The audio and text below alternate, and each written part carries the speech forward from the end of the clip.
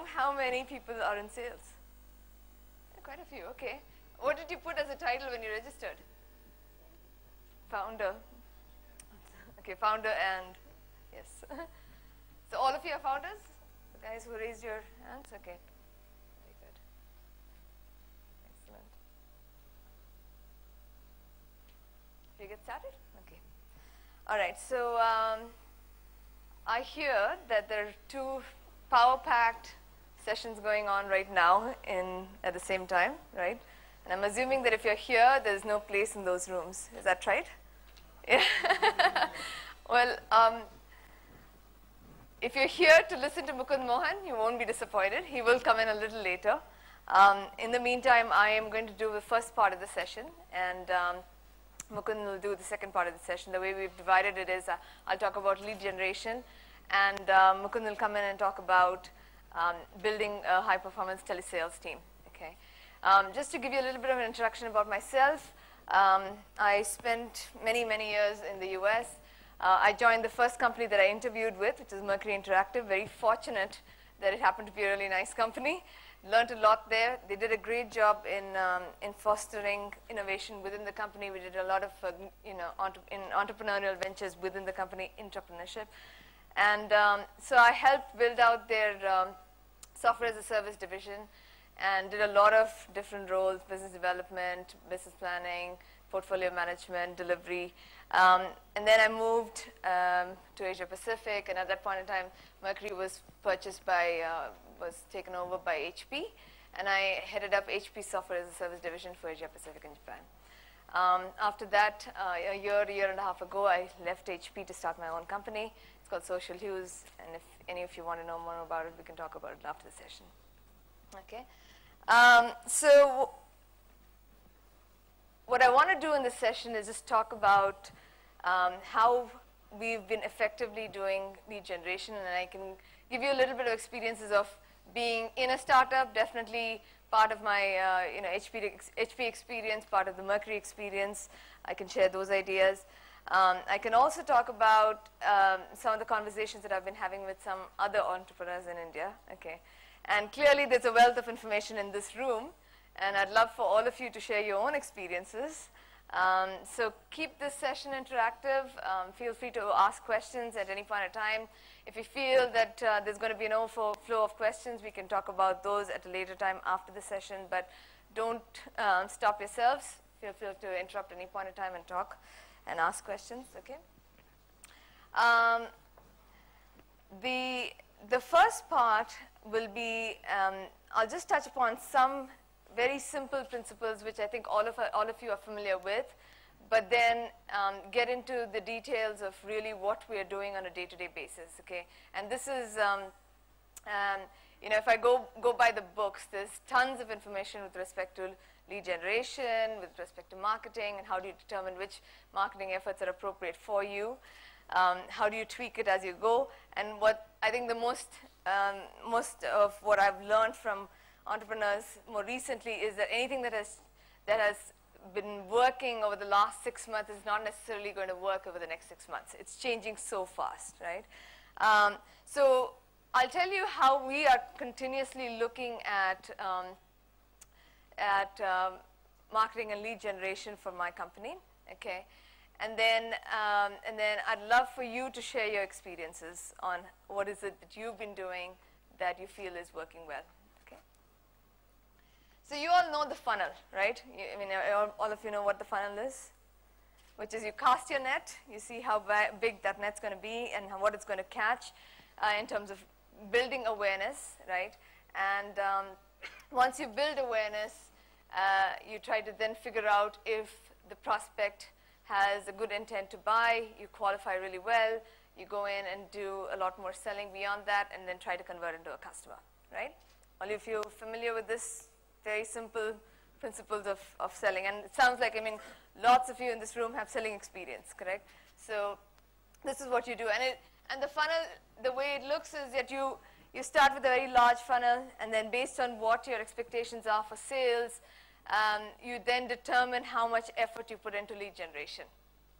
Now, with respect to lead generation, it's actually a very simple formula of being extremely consistent in the way you do things for a period of time, being very disciplined in the way you go about doing it, and then constantly evaluating and making slight changes to whatever method you follow, and then continuously looking at metrics that will let you know whether you're in the right path or not. Okay. When you start off, initially when you start off, most people go to referrals, correct? I mean, if you're all running your companies, what percentage of your lead generation is happening through referrals now? Can somebody just stand up and tell me, please? Yeah, introductions and referrals. What percentage of your leads are coming through referrals and introductions? 80%, okay. Any other numbers out here? 90%? 40 to 50%. And can you tell me what your business is and what your company does? We are in the cloud telephony services. Okay. And we offer, telephony services like source media, all kinds of solutions on the PSTN cloud. Okay. All right. And you? We offer social commerce solutions for online retailers. Okay. So considering Indian market, there are only so many defined number. Okay. When we talk of international market, then things like what you're going to talk about. Right. How many of you are B2C companies? Maybe around 15%. The rest all B2B, huh? And can I see a show of hands of small and medium size company? Okay. All right. Okay. So we can talk mostly about how we're doing it for small and medium businesses. Of course, there are people in this room that can talk about their experiences of larger companies as well. But given majority, 70–80% of the folks over here are in small and medium businesses, it aligns with my experiences as well over the last year and a half or so. Okay.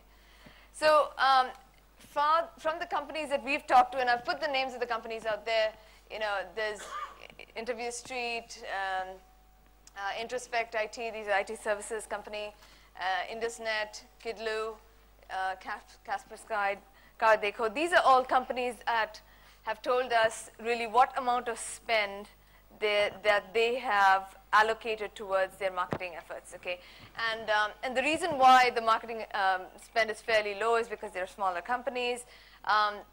Typically, when I go back and look at how much marketing expenditure is allocated usually for medium-sized companies to larger companies, it's significantly more than what you would see out here, right? You see a very small number here, and that's also because people say, hey, we don't really have the money, we can allocate a resource or so, but we don't have money to do a significant amount of advertising. We might be able to get a person to volunteer to do some work for us, or we might have a part-time resource doing marketing for us on an ongoing basis. So this is how when they look at their own marketing efforts, we find that almost all of these companies have said, hey, we spend less than 5% on our marketing efforts, okay, which is extremely small, and I'm surprised.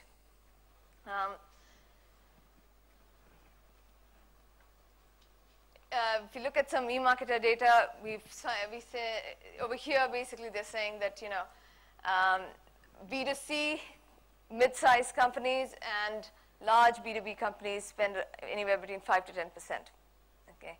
And if I look at this data, I assume that, there's not a clear delineation between what effort is being put into marketing and sales, and that's typically what happens in a small and medium-sized business, right? Most of the time, the founder and a few other executives, top executives, are the ones that are going out and doing the selling. I don't know if all of that is accounted for or not, okay? What I've also found is that initially, yes, we rely on referrals significantly, and but it is not a sustainable model. I mean, over time, you're going to find that those referrals are going to dry up, which means that you have to find continuous ways to build that lead generation engine. You have to keep looking at finding ways to reach out to customers and make it interesting for them to engage with your company. Okay.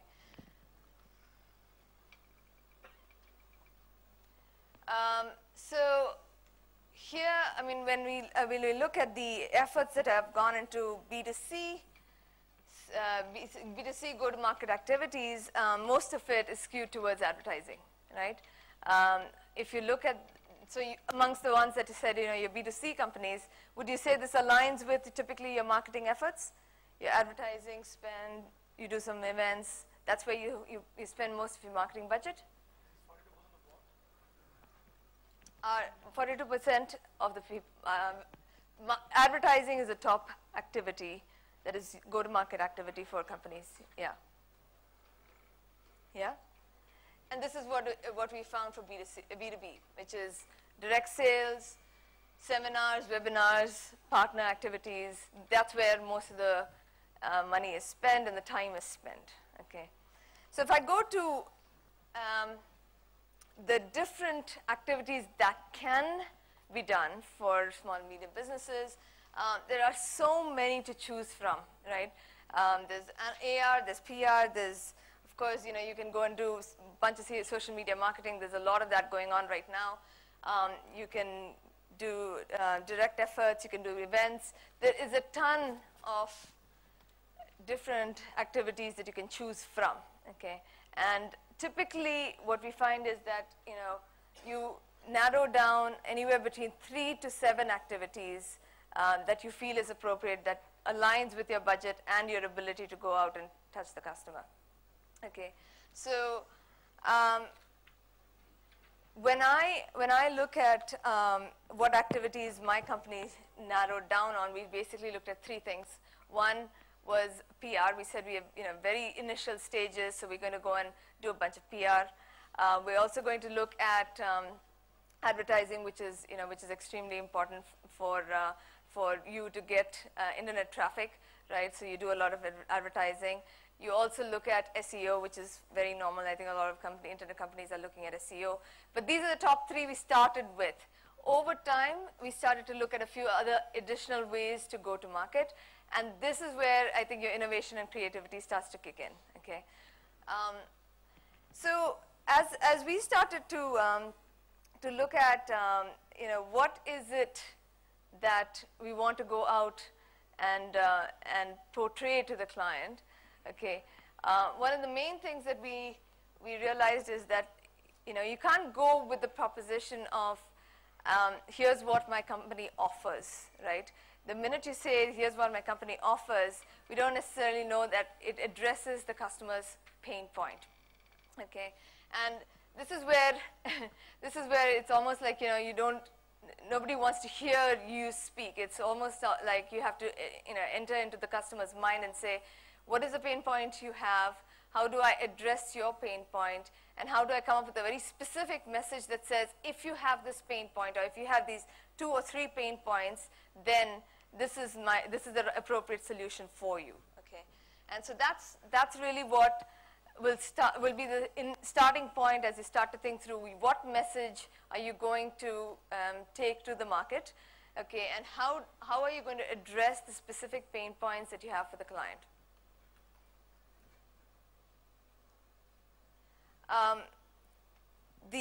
The other very common thing that we, because we've done a good number of workshops for startups over the last year or so, and whenever we've asked them to do a pitch, and we said, who do you go and pitch these to?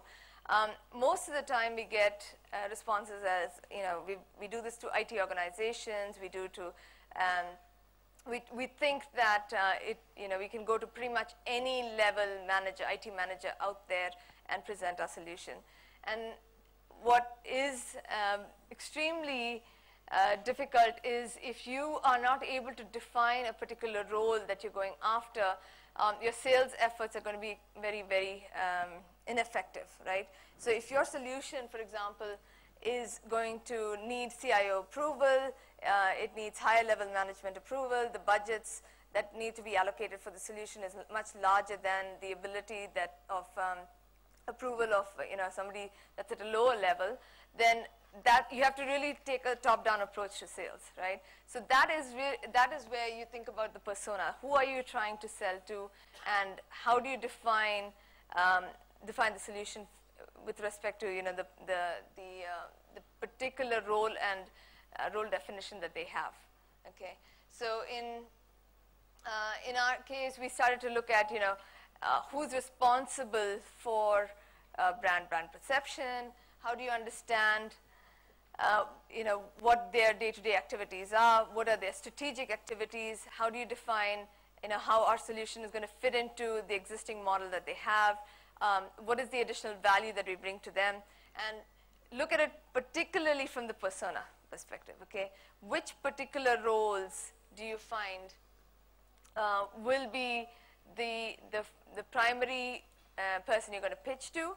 Do they have the ability to then approve the solution that you're putting forth to them? And if not, who else is in that chain of approval that you would need to go to? And how are you then going to approach the messages to all of those people in that chain of approval? Okay, how do those messages change over time? So as you look at the specific messages that you start to put together, okay, what we found is that you come up with different marketing strategies based on those messages. Who are you targeting, and what messages are you going to take to them? We've looked at various companies that have been extremely effective in their marketing efforts, okay, and they've used a variety of different efforts.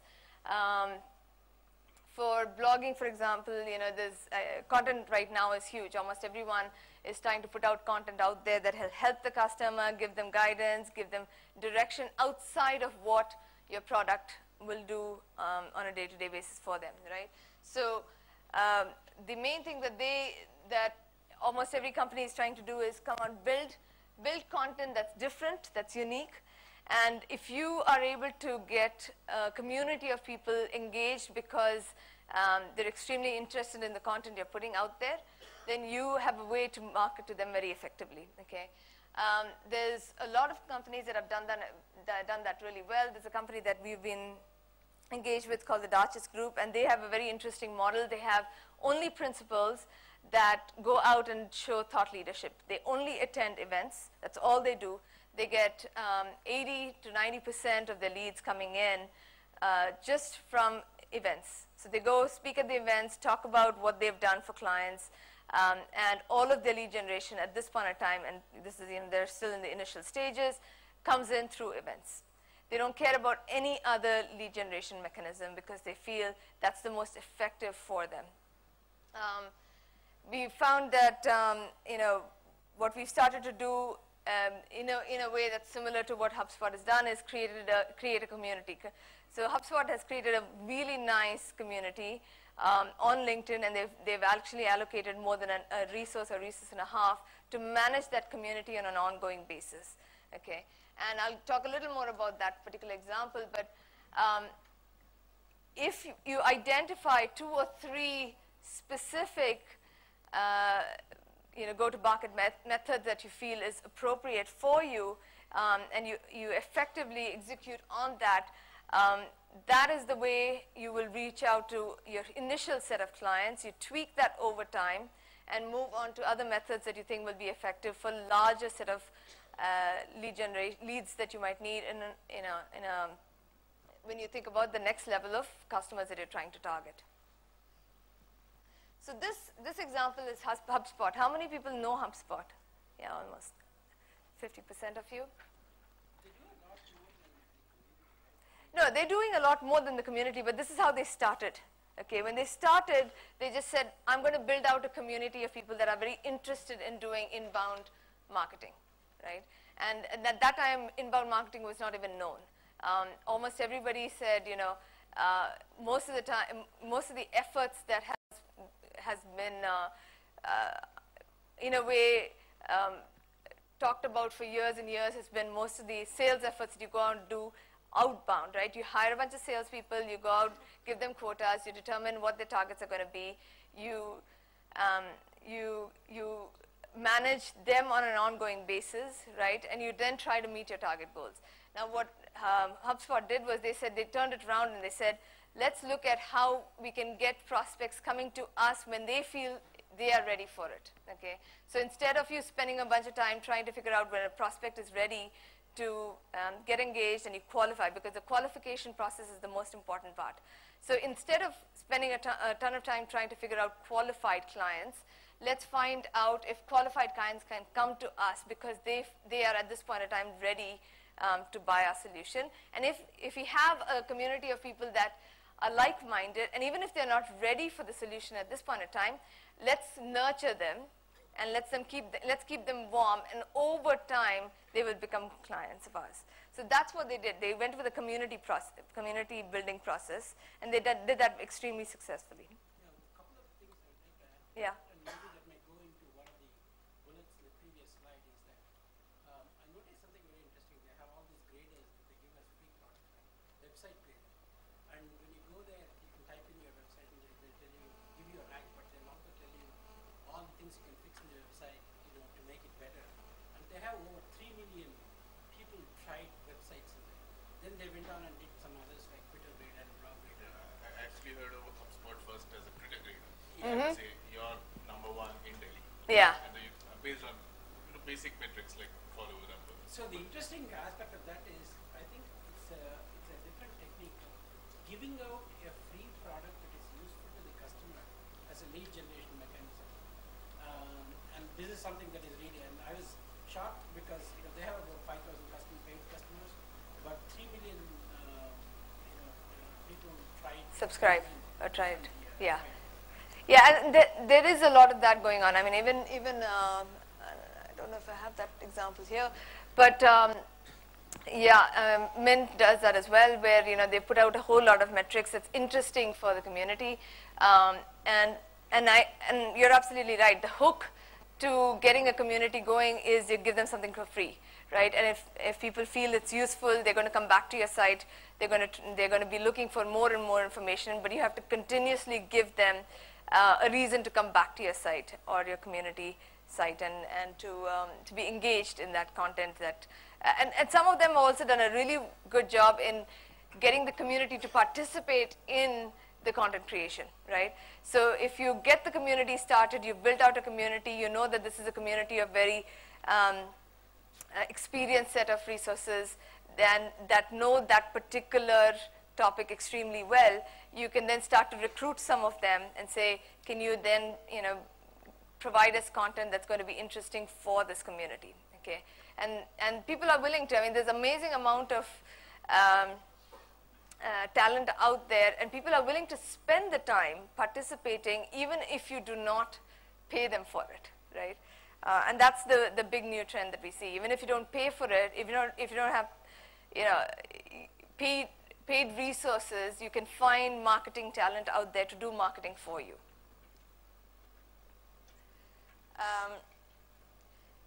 This example is it's an online site for boutique hotels, and what they did is that they created a very quick and easy demo.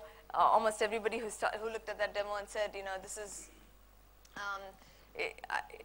these are folks that don't like mainstream going to regular hotels. They look for off the beaten track places and smaller hotels. And the demo was so easy and intuitive that most people said, okay, this is the way I'm going to book my hotel online. Marketo does the same thing, where what they've done is that they, on an ongoing basis, they put out content that is that's interesting, videos, and what they also did for almost every contract is that they went and told the client that as you sign up for our solutions, we would love to do a video testimonial that we can put on our site, okay? And when they did that, I mean, almost, when I think about when I engage with my clients, the first question I have in my mind is how am I going to ask them for a video testimonial even before I've proven to them that I've given them value. And here, I think they went in with the confidence that they are going to deliver value to the client in a certain period of time, whether it was 3 months or 6 months. At the end of that time period, they went and made sure that the client understood that it was a part of the contract, that they were going to do video testimonial. They captured that, put that on the site. Okay. Site or on YouTube or both? Both, yeah. They had links from the site to the YouTube, yeah, all of it. So we talked about the criteria for defining your target customers, okay, and definitely the persona is extremely important. But besides that, you know, the three things that you guys might be already aware of is defining the industry, the size of the company that you're going after, and the geography. Okay, you know, it's very easy for us to think about our solution and say, you know, it's relevant for all companies, all industries, all geographies, and then you can always say, hey, this is a particular target audience that I'm going after, and for now I'll start here. Okay, and that is important because when you start at a specific point, a lot of your initial traction will come from clients that you proactively go after, but also when you start to tell your story and say, I've done it for all of these additional clients that are your competitors, or these are companies that you typically look at in your segment, okay, and compare yourselves to. So when we start to look at verticals, right, and identifying which particular verticals may be appropriate for you, again, depending on the stage you are in, like if you're a small and medium business, what we found is if you have something that's completely different, unique, and you're looking for early adopters, then it's typically technology companies, telecommunication companies, financial institutions that are willing to try out something new and different. Okay.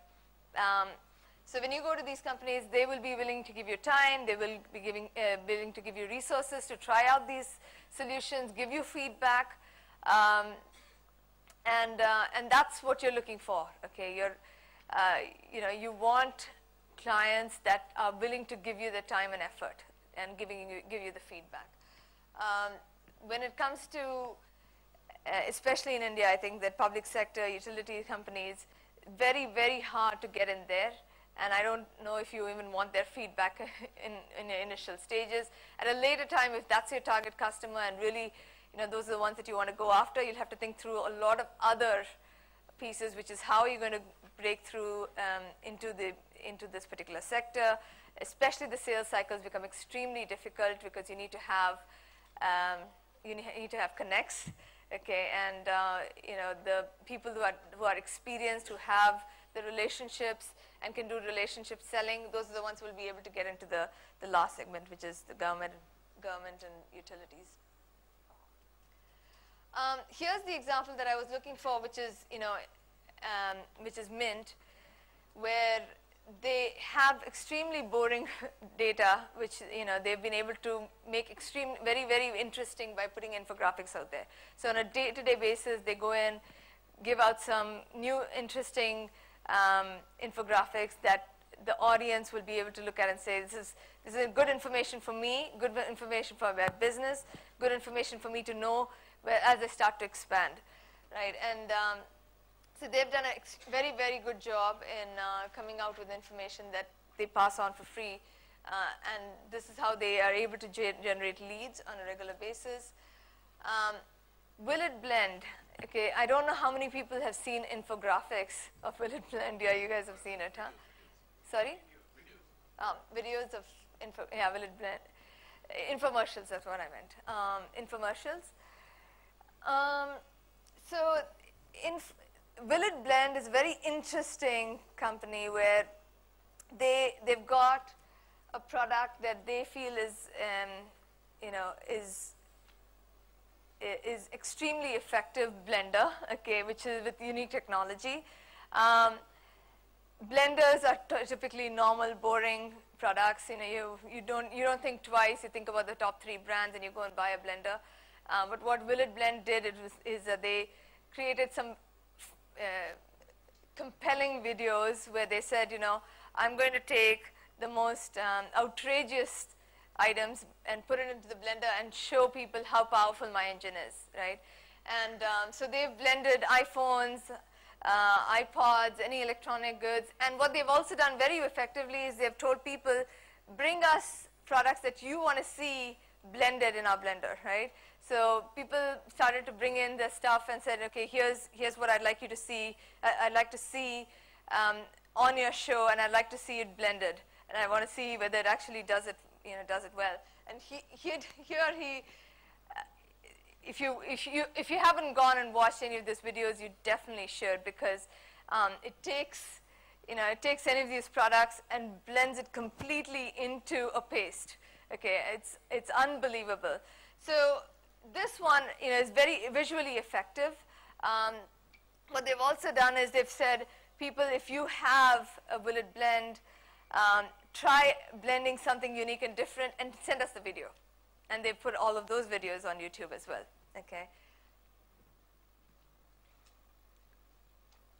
think it was the first iPhone Will It Blend video that really went viral. Viral, yeah. Yeah.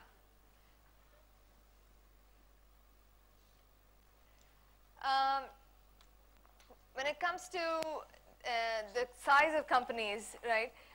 The reason why we ask you to take a look at this, which is determine, which size companies would be appropriate for you, is really that traction, right? Once you start to identify companies that you feel will be willing to use your solutions and will be successful with the solutions, you want to take those stories and those testimonials and use that to get the next set of leads. So if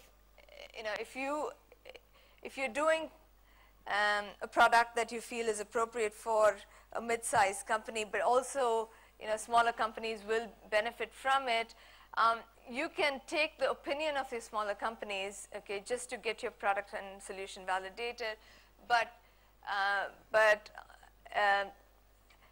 really, that segment is the set of companies that you'll find has the least amount of money, and unless your pricing is extremely compelling, which is what is happening right now to, for software, where you're able to bring down the price of software to a point where it's extremely compelling for companies to buy on a monthly basis.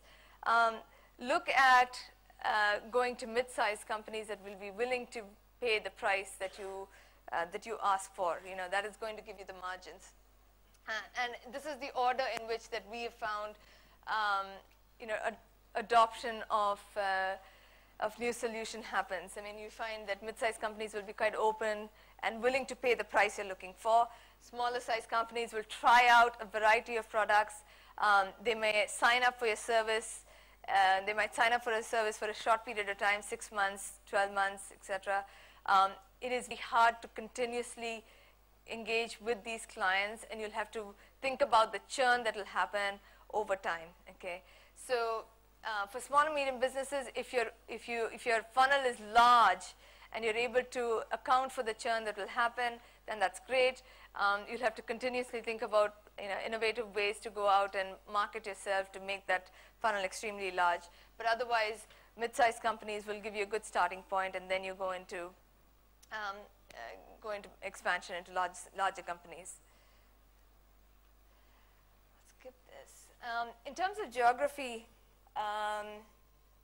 because I have now familiarity with the US and in India, what I found in Asia Pacific and specifically in India is that if a solution isn't proven or a technology isn't proven, you're going to find very few clients immediately adopting it. Okay, whereas UK and Australia typically seem to adopt it very quickly. Definitely in the US, you'll find a ready audience that will give you a fair chance, try out the solution, give you feedback.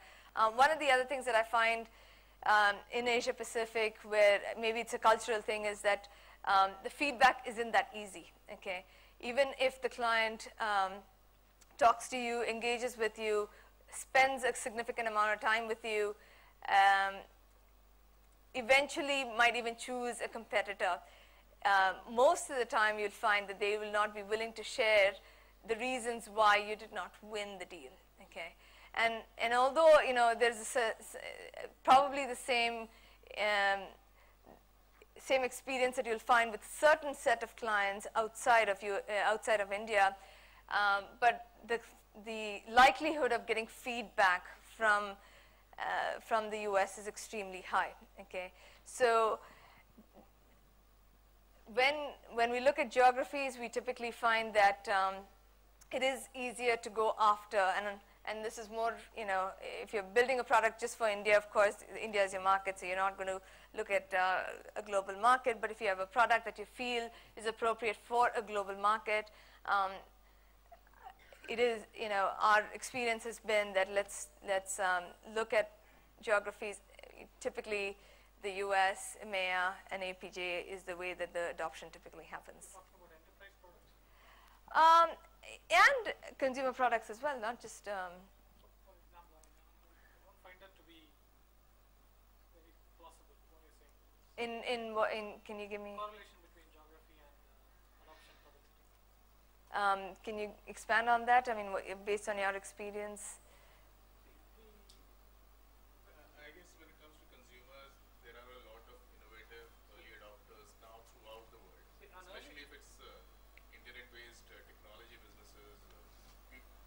People have been waiting for the iPhone 4S in India, knowing that you will face niggles being an early adopter. Yeah. And earlier you could stagger it out. Say, I'll first launch it in the US and then I'll go to Asia Pac. But now you have to launch it for that niche kind of consumer across the globe, because it's kind of a urban village when it comes to that segment of early adopters. You can launch it. I guess when you launch it, because it's an internet solution. You can certainly go after any target customer. But when you're doing specific marketing activities, that's when you have to narrow it down and say, these specific geographies is where I'm going to start the effort, right? And that's where you're looking for a geography that will give you the largest audience, and then you move on to other geographies. See, what I find wrong in your statement is that the early adopter is a person or the company or the entity with the competence to evaluate by themselves whatever product you're offering. If they don't have it, they will not adopt it early. They'll wait for others to adopt. So it's highly product specific. It's not geography specific. Yeah, I mean, in certain cases, you're absolutely right that you'll find that, depending on where your target audience is, you can go after it, and you might find the target audience in Asia Pacific as well. In general, and this is more of a general trend, in general, you find that the US and so the US has the largest number of companies adopting newer technologies, okay, and So you have the enterprise markets in mind. That's what you have to qualify that statement yeah, with the product category. Otherwise, it doesn't make sense. point well taken. Yeah. Yeah, but I tend to agree about the early adoption for the simple reason that I know that today everybody wants 4S here, but or an Android here. But I think we stuck with Nokia phones for a long period of time because it's well proven. I think there are, when we're talking about early adopter mentality, and to some extent I'm talking about a little bit more sophisticated products, not necessarily just B2C. I think there is a tendency for, at least in India, to wait till it is proven before, maybe because you can't really afford, I don't want to go into the reasons why, but I think there is a tendency for people to kind of wait until it is proven. And that's why I think in India you can sell US products easier in the case of software than Indian products, with the exception of maybe Tally and a couple of others. I think there is, let somebody, so we are generally in India, we are not, except if you are a developer or something, you are not a risk taker with unknown products in the initial stages or services. I'll counter you with this Tally thing. India has a large body of very qualified chartered accountants and ICWA people who had the competence to evaluate Tally and adopt it. Okay. That is the reason why Tally moved fast. It was adopted early. Okay. It's as simple as that. It is if any group that has the self-competence to evaluate a product and adopt it is the early adopter. So I don't see why it should depend on geography. Isn't there the propensity to, the more people will try it, right? I mean, I'm telling from the experience of my product. My product was global, and I think the pattern was exactly as is observed. There are 3,000 people in the first 3 months of the product tried it, 300 people converted it, and if you look at the pattern, it is US first, Europe next, India last. Yeah, exactly the same pricing everywhere. I don't think you can generalize. I think it really depends on the product. And there are several products that I've seen have been associated with. They're targeted at India, and there are some very India-specific requirements and features that are in the product. And for Tally, everybody knows the real reason. It was because they had, the double accounting capability, which you did not get in the QuickBooks. That was the reason it really took off in India in the first place. That's the reality of it, right? I mean, they recognized a need in the Indian market and they serviced it very well. So I think the challenge is really ensuring that you're doing something which is specific to India. Then you'll see the first adoption here in India. I have a couple of points. One, I tend to disagree on geography in the sense, if you look at mobile adoption, mobile applications, etc., Asia Pac was way ahead. In fact, US was catching up and was way behind. So that's point one. But on the second point I want to make is I'm kind of agreeing with you. If you're generally looking at advanced products and technologies, and he talked about competence. So to the extent there are more competent people, critical mass of competent people in the US, and that's why probably the adoption, early adoption happened in the US compared to rest of the world. Yeah, so I think the point we're trying to make is that if you have a solution, there's a global solution that you think it's going to work in all geographies, right? The trend that we've seen is that US is the first market that typically adopts these solutions, and then it's EMEA, and then it's Asia Pacific. Certain solutions for sure. I mean, if you look at mobile solutions and telephony in general, if it's more advanced in a particular region, then that decision making is taken out of your hands anyway, right? You're going to go after the market that exists out there.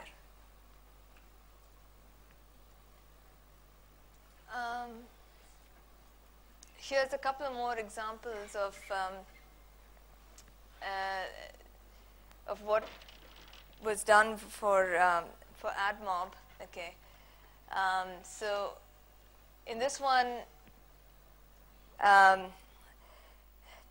AdMob basically started to use email opt-in lists. Okay, one of the things that I've noticed over here in India is that even though we don't effectively use opt-in lists, we're mostly spamming our customers.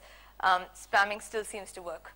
Okay, and so if you go down the path of doing email marketing, you're able to get appropriate lists, and you're able to continuously do it. It's one of the most effective ways to get clients.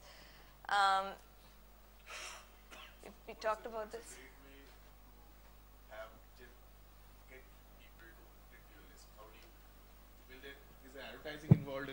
Is the advertising involved in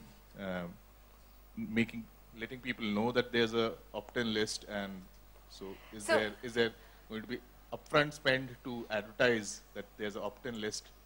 Is it relevant? How does that?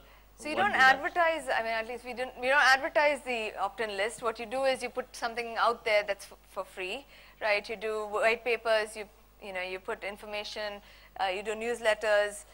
You talk about access to a specific product or solution that you feel is a free solution, and you say if you opt in and you get this information for free, they then get into your list, and then they'll then you're.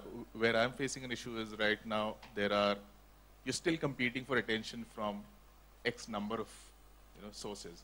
If you publicize this on a public social network, you're basically competing with not just your competitors, but your people who might be interested, their friend status updates also, because they've got attention span for. So how do you actually seek out communities where your target audience is, like say a LinkedIn community, and then say, hey, I'm offering this information for free, please sign up? Or do you really go to, say, industry verticals or industry bodies and say, I've got this offer for your members if they want to opt in? So what are the best practices? So it's a combination. It's a combination, but basically communities exist everywhere, offline and online, right? In fact, the offline communities are huge. Online communities are catching up.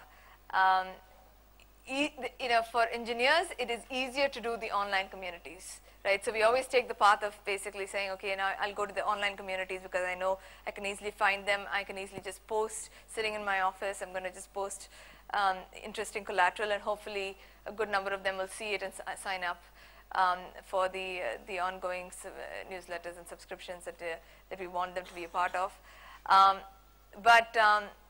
So what we've done is done an assessment of all the online communities that we think will be interesting, and figured out the ones that we think would be where we would continuously post and engage with the audience.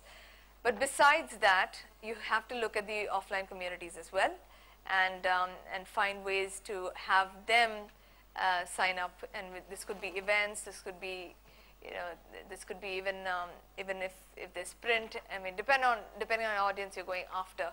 But in India, it's a good amount of it happens offline as well. Outside of India, the online communities work extremely well.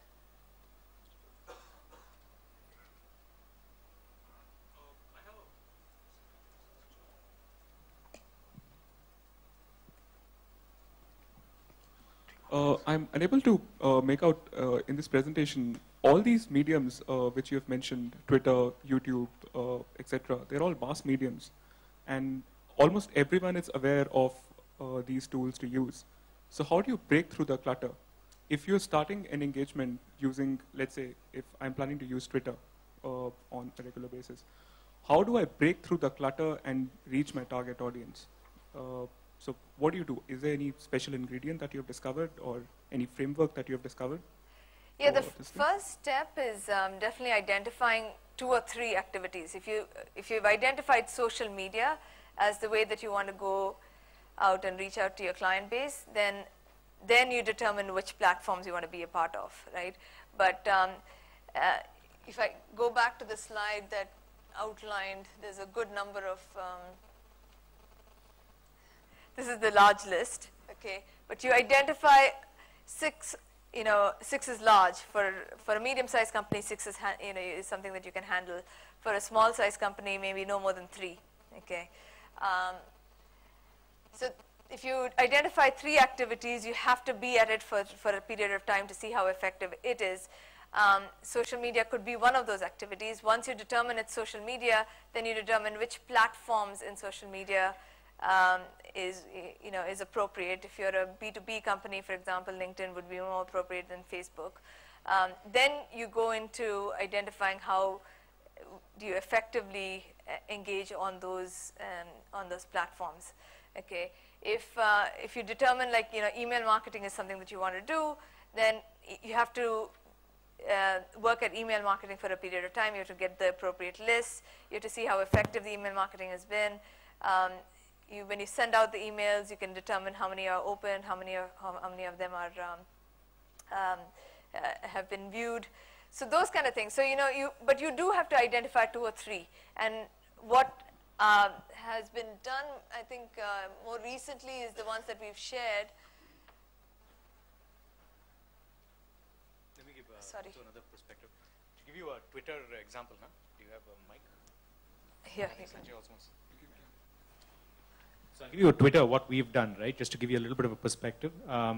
First thing we did was we actually, started very simple, saying everybody that mentioned the word social media, and just started following them and created a list. Step number 2 was creating a list. So when people get onto the list, they notice that somebody has curated that list. So not a lot of them, but some of them started following us just because of that. As soon as you get that list ready, then what we did on an ongoing basis was the second step was retweeting there. On a consistent basis, if you find something interesting that they've said, then you retweet. In about 4 or 5 retweets, we found 25% of the people started actually listening to what we had to say. It's not very complicated in any sense, right? First step is you understand who are the people that you want to be able to follow. Second step is you actually follow them or create a list. Like, for example, we actually have 4 different lists. One list is just people that are brand merchandisers on Twitter. Then we created a list for India marketing heads on Twitter. All the India marketing heads on Twitter, we created a list. Then they all know, hey, this is a good, useful service, because everybody else knows who are the other marketing folks.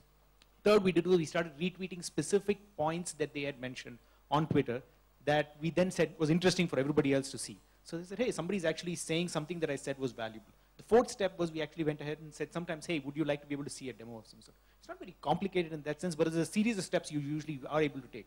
Give you three, four examples. We went from about 0 users in GVT about 4 months ago to about 1,200 followers right now on Twitter. Nothing complicated. This is all we did. We followed, made the right list, retweeted, made sure that we connected with them by means of just casual sentences that we would mention in what they had said before. And that increased by about 1,200. And most of them we then invite for a demo.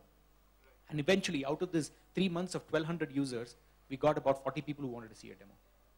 So it's a series of steps. It's not complicated in that sense, but it's a series of very specific design steps. On Twitter, retweeting works. On Twitter, making sure that you're on a consistent basis, you follow somebody and say something very relevant. The moment they notice that you're doing something spam specific, then they probably ignore you more than anything else. Yeah. Right? And what you'll also find... Dorai, sorry. Yeah. I think, using a couple of medias together helps also. So if you have to start with one, you'll start with blogs, in the sense that you can retweet, but sometimes you want to post your own original content also.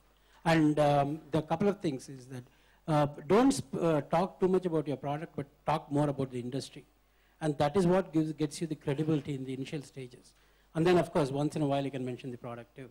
And I think that helps a lot. And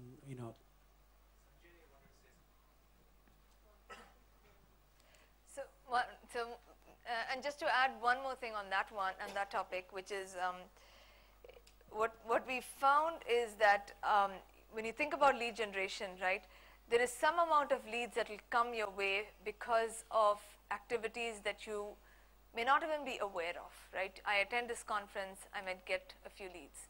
I talk to someone and they talk to someone else and you get a few leads, right? There are going to be some Twitter followers that you don't even know how you got those Twitter followers. But that's not what we're trying to do. We're saying, there's going to be an effect of you doing business on an ongoing basis, you going out and networking, you going and talking to various people, where you will get a certain amount of leads. And very similar to reference selling, where you'll get a good number of references that you can go after. But that'll give you maybe 20–30% of the leads that you need.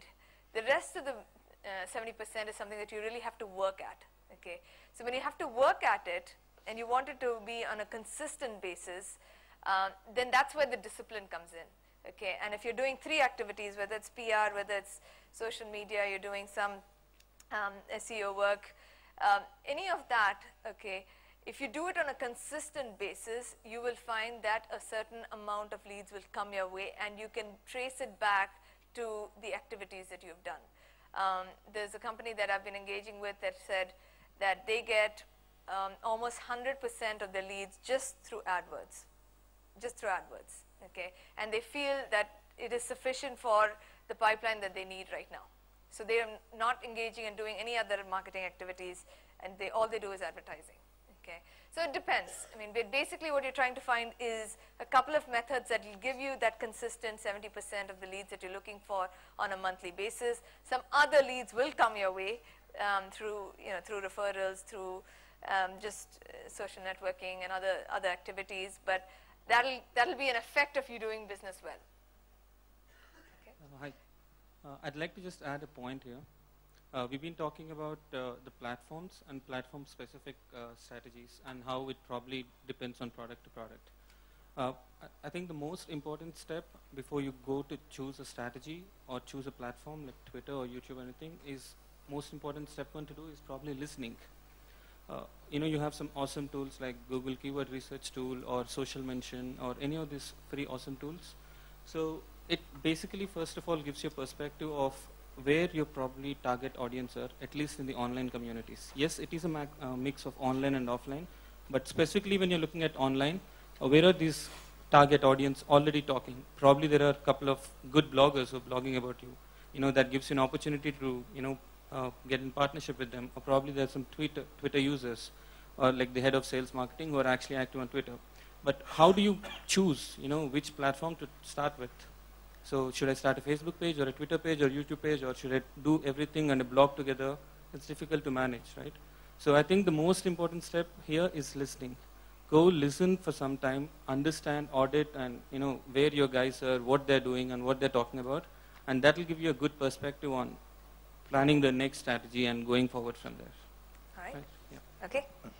One last question. How often do you iterate? So you said that 7 is too large to generate, say, 70%, 80% of your leads. So you basically experiment with one.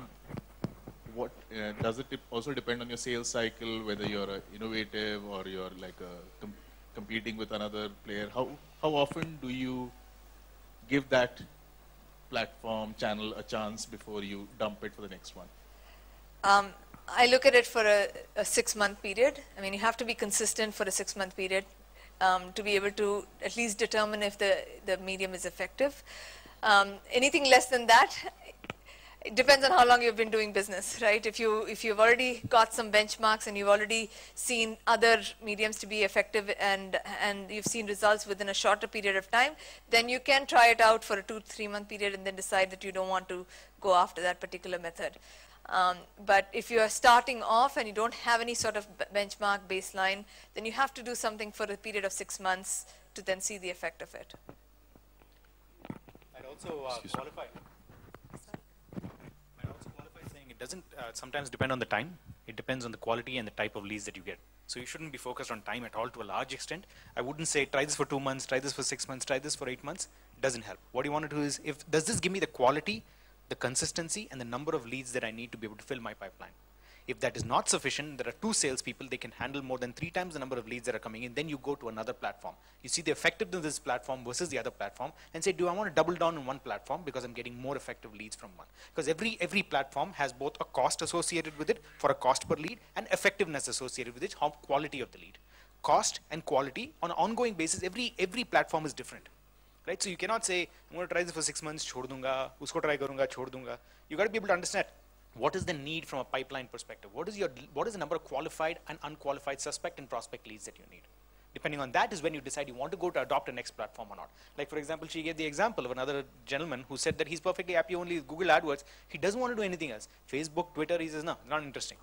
But again, you have to look at a combination of lead generation and brand awareness, right? So there are, when you look at the measures, if you do get a good number of leads through one medium and the other medium is not giving you the same number of leads, the question is it giving you brand awareness, right?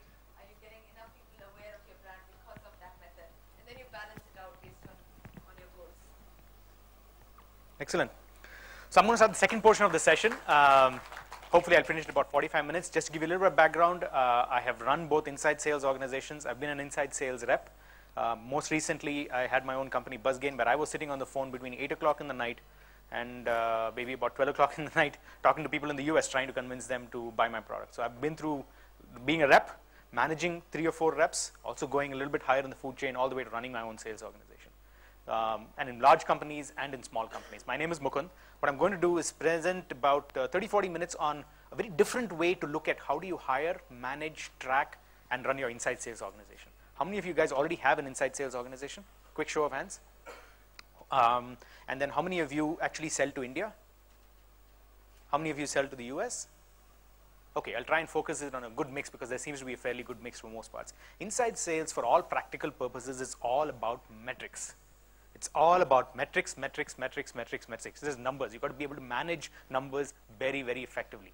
Let me tell you a story. There were about 1,200 people going through the same technique, right? There was about 1,200 people that I actually touched following the same Twitter technique. So what I did was, between the months of about, say, July 2 years back till about August, all I did was follow a lot of people on Twitter and say, if they were talking anything about social media, because our product was in the social media space, I'd go back to them and say, hey, would you be interested in giving me some feedback on a product that we have built? It's still in the prototype kind of a stage, and I'd love to be able to get your feedback. So my initial technique from an inside sales perspective, almost everybody, here's a myth, everybody thinks the inside sales technique is almost always picking up the phone and calling. Let me give you some numbers that makes a lot of sense and probably scares a lot of people. How many of you have done calls in India on an ongoing basis, have anywhere between 25 and 50 calls that you make on a daily basis? 25 to 50 calls. Okay, what is the percentage of people in India that pick up the phone? 3, 5, 7, 10? Okay, 10. How many people say 10 out of 25 people? 40 people. Let's keep 40 people. 40 people you try to call every day. 10 people respond.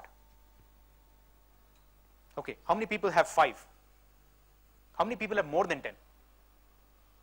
Okay, Now let me tell you the same thing in the US, just to give you numbers and metrics, to be able to give you a little bit of a more context. How many people have tried 40 calls also to US from India, but you have a US number? Let's say you have a US number by any chance, right? And you're trying to call to the US. What is the number of times you've hit the voicemail? So the thing that is consistent on an ongoing basis that I learned was that you're better off going by non-invasive techniques to be able to go ahead and reach with customers. I'll tell you another important thing that I want to be able to talk about, which is we did, over the last maybe year or so, I've done 16 different sessions on sales, inside sales, and sales management in about 16 different cities in India, all the way from Bhubaneswar to Visakhapatnam to Trivandrum, etc. Met a little over, I think, little over 1,000 entrepreneurs and salespeople all across the place. And I started collecting a lot of data. About 123 different companies, all of these companies were in IT, whether they were software or services. When I say software, I mean software as a service. Or they were services companies. Nearly 60% were actually services companies. Okay, 67% actually. And had a chance to be able to actually talk to and understand from about little over 750 different individual sales reps, sales managers, and sales directors. So this is very data driven, right? I'm giving you a lot of data that we will talk more about from a metric standpoint. So let me give you a little perspective on what they are doing, and you want to look at your own numbers and measure up and say how you benchmarking compared to them. Fair enough? Okay? Okay. First part, almost 40% of them are trying to sell to the US from India, and nearly 67% of those people have given up the telephone. How many of you use automated dialers? How many of you know what an automated dialer is? Okay, okay. How many? There's a company called Asterix. This is open source software, and there's a lot of other automated dialers available. What an automated dialer does is, let's assume you get a list of people with their phone numbers. That automated dialer will automatically, through the software, dial the company, and when someone connects or picks up, then it will connect a human person on your side. So it makes it very cost effective. And to give you a perspective, you can go from 40 calls a day, which a human can do, calling to the US, picking up the phone, doing a little research, calling, to about 86 calls a day. 86 calls a day on a roughly 8-hour work day is about 10 calls an hour, which is about nearly 6 minutes per call, which is excellent. But they found that even with 83 calls to 85 calls a day, their hit rate, which is the number of people that actually pick up the phone and connect, was still low. Right?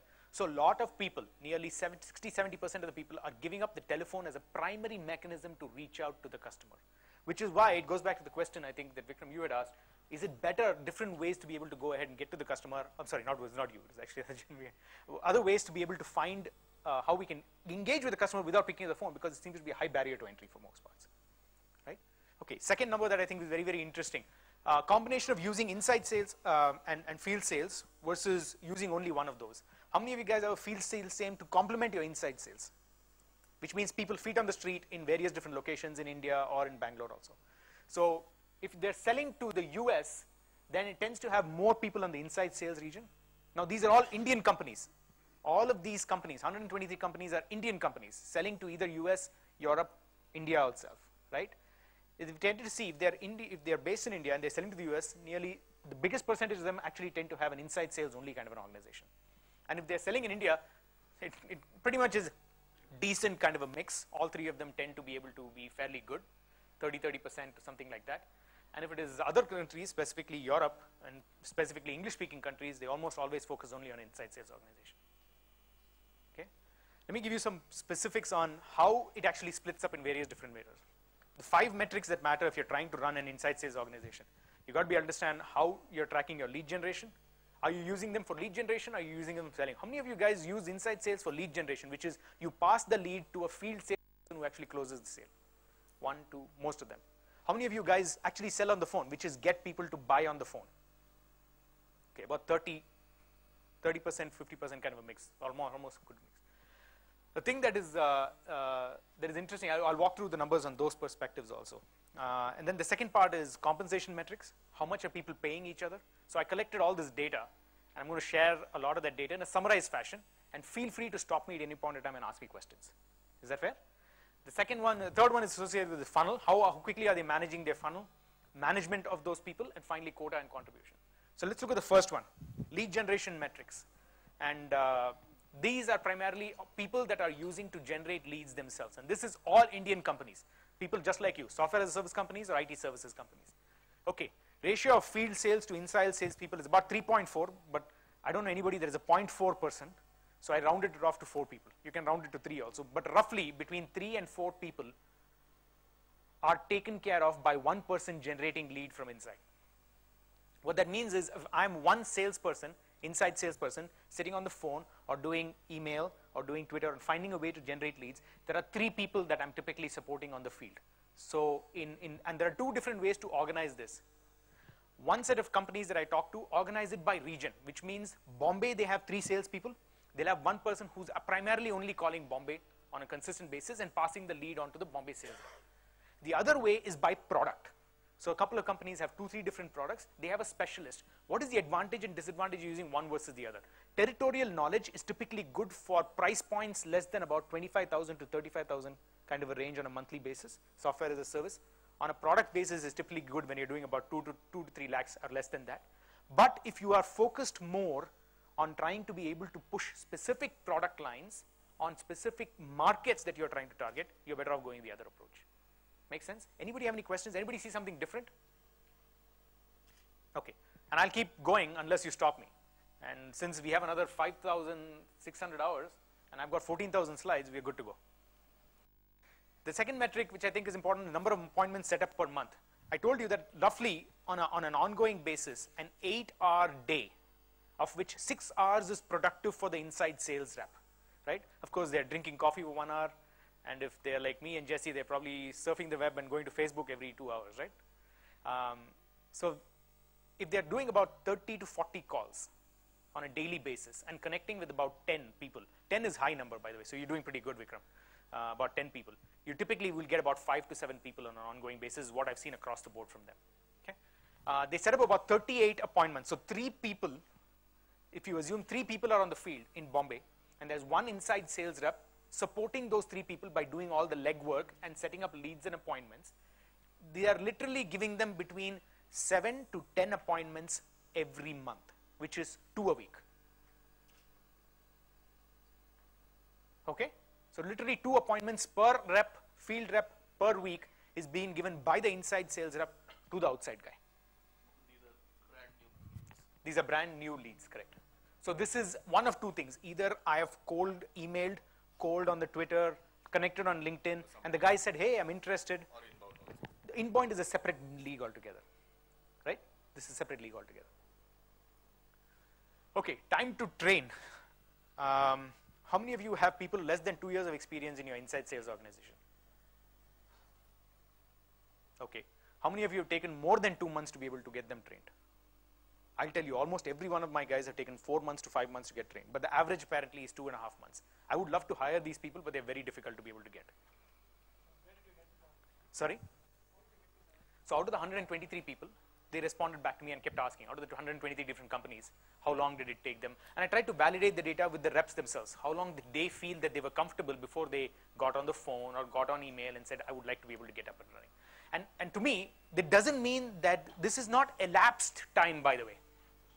Right? So 2 months and 5 days or whatever the case might be is not elapsed time. They are starting day 1 to go do all those emails, but after 2.5 months or something around that, they feel comfortable enough to be able to say, sir, I can guarantee you the target that you had set me, which is 40 leads per month on a consistent basis. Until that point, I'm just struggling, trying to figure out whether it works or doesn't work. So it doesn't mean that once you get a new person on board, let's say you hired somebody from a 2nd tier business school, and the guy's an energetic young kid or a very energetic young woman, and she says, I'm going to go get you leads as much as possible. She'll probably start emailing 100 people very next day. She'll ask you for a script. She'll say, here are the things I want to be able to say. Here are the things I want to be able to go ahead and start doing, and they start going at it, right? But by the time it gets to the point where she's proficient enough to commit to the 40 leads per month, it's 2 months and 5 days on an average, is what this number says. What's the number of 40 leads? Is that a standard target or? No. That is what I have seen as an average across all of these companies. Yeah, go ahead. Somebody else had a question. Yes, go ahead. Is this presentation available online? I'm sure we can make it available. I'm sure NASSCOM will put it up to make it available. And there is a lot more data that goes behind it. I tried to summarize it so it becomes easy for everybody to. Yeah. It'll be available, absolutely available. I think NASSCOM has got a slide share place that you can put all this up. Yeah, definitely be available. So if in case if there's any question, you can get a hold of Jyoti. She'll be able to make sure that she can. Jyoti, can you just show your face up to everybody? You can stand up here because you देखता नहीं है. All right. Daily calls in the 30 to 40 range is what I've heard. If you're calling the US, they try to about 28 calls. Why does it take 28 calls? Let's assume it takes 6 hours of productive time for a sales rep to be working. Because remaining 2 hours, they're either eating lunch or just trying to de-stress from the nose. The biggest problem that most of your inside sales reps have is just getting deflated with the number of people that either say no or the number of people that say, I don't want a HDFC credit card. Even though you're not calling them about a HDFC credit card, because every one of these calls is equated to I already have a HDFC credit card, why are you calling me again? The HDFC person, by the way, keeps calling me anyway. That's a separate question. Okay, yes sir. Yes, Vishwanath. Basically, from what I've seen, there is inside sales people face a different challenge, actually creating a database itself, hunting across, which conference events to connect people, and then do a groundwork, by the time the sales guys goes up there and then connect to, that itself is a great work. So how do you say that, this is the exact number? I mean, it really depends on your product or service offering. I'm giving you average that I've heard from all of the customers of 123 people. No, this is all IT services. Let me just go back. Yeah, I'm talking IT services. This is only 123 IT services companies and software as a service companies, about 700 people who gave me back the data. That's it. There are some companies that buy lists, right? So they use the list.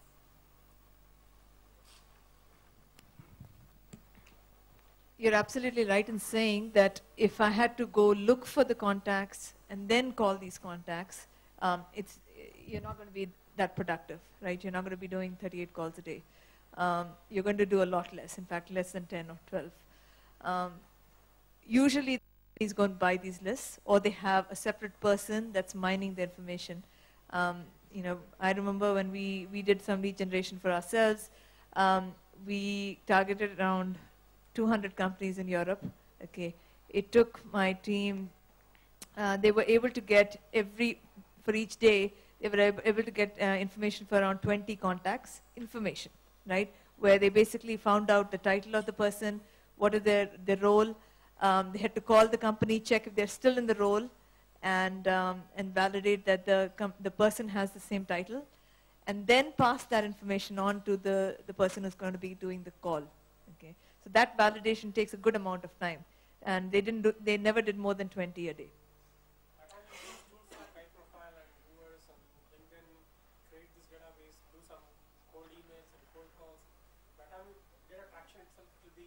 So there are a couple of different nice techniques to use. I'll give you some techniques and tips that we've used on a consistent basis that I've heard from a lot of different customers, right? For example, when you talk about getting purchasing lists and so on, do you have any input in terms of what's the quality of a self-curated list vis-a-vis a purchase list? You know how purchase lists are. So the question is, if you buy a list from, say, a third-party company versus you curate your own list. You curate your own list, you're going to get much better quality, period. The cost of a curated list in-house from a cost per lead perspective is probably 3 times that of one that you get from the outside on an average basis. But what you'll find that the quality and the cost is something that you'll have to be able to manage. So if you look at the cost of conversion, the cost of a converted lead, so how does that, I can give you my numbers, but they may not be the same for you. So on an average basis when we buy, so I'll give you an example. We wanted to be able to start getting a list of people who actually were marketing, not necessarily heads of marketing, brand marketing. They had the title of brand marketing. We actually went to AFAX, and we also went in the US to a company called AdAge. Anybody heard of AdAge? Yeah, so AdAge we went and we got the list from, AdAge is a magazine. So we actually said, can you go ahead and initially we bought the list, a stupid move.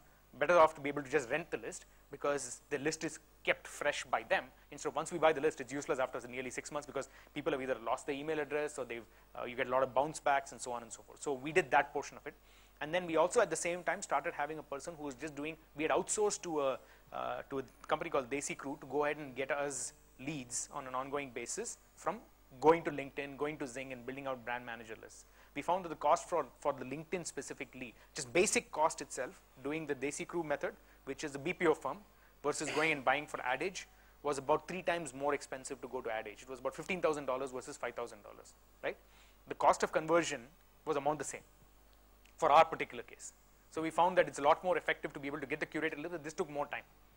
if I want to get my sales up and running very quickly, which I did not have a lot of time for, it was better for me to go buy the ad age list or rent it and keep going. I guess you got to do a little bit of both. Yeah. At the end of the day, what happens is you will have to be able to do it because the data that you get from them is almost insufficient to be able to have a model for you to build very quickly. Another example of a company is Oracy. How many of you guys sell IT services like development services or operation services, management services? So a lot of companies that actually do that on an ongoing basis, targeting say CIOs, for example, CIOs or VPs of IT or heads of IT. There are a lot better lists available now than they were even about a year and a half ago compared to Jigsaw. Most of you guys are probably familiar with Spoke, with Jigsaw, with I guess the other places that we have used on an ongoing basis. Tends to be people, for example, like iProfile, and those guys are not as good for us at all. So we never use those of the new ones. But Oracy provides a list that gives you a lot of these guys by title and also by role of the function that they do. So Documentum developer versus web developer versus head of, say, Java technology or maintenance and managers of OSS technology, things of that nature. Oracy does a good job. And even CRN, Computer Reseller News, will actually lend you lists that are very, very specific and a lot more useful. If you want to get up and running very quickly, you're better off buying a list. Your cost of conversion will depending on your kind of solution. Any other questions? Yes, Vikram? This 34 number includes all the phones which were never picked up, etc. Everything. And for the number of connects essentially means number of people they were able to speak to. And this is across US and India. And after that, they could generate essentially. They could come back and say, hey, send me an email, I'll talk to you later. Right? They didn't say, come and show me a demo, I want to buy it from you right away. They just said, it could be that, or it could be most likely, what I think is they'll come back and say, send me an email, more information, follow up 1 week later, and that's what typically happens. Yes, yeah. As opposed to a prospect, it's more of a qualified lead, yeah. Yeah, one second. Yes, Vikram. Also a metric on how many of these were actually follow-up? Aaron. Okay. Just coming. Yes, sir. Vishwanath. The companies like LinkedIn itself and user itself updates the role definition or whatever. So I'm sorry, ask your question again. Why would a company like LinkedIn sell it? Yeah, I mean, I'm not sure. I mean, maybe they could probably come up with a model wherein the why could they not? Yeah. Your question is, why doesn't LinkedIn sell it? Yeah. Right? LinkedIn does offer sales-related solutions model. right now. Sorry? The subscription model. LinkedIn does offer for you the ability to get searches, but they won't give you email addresses at all because it's a privacy violation in the US. But you can, for example, There is a premium service. yeah, the premium service for $9.99 in May. It starts at $99 a month to Are there $3.99. tools kind of ecosystem where I could really pitch to the mass market?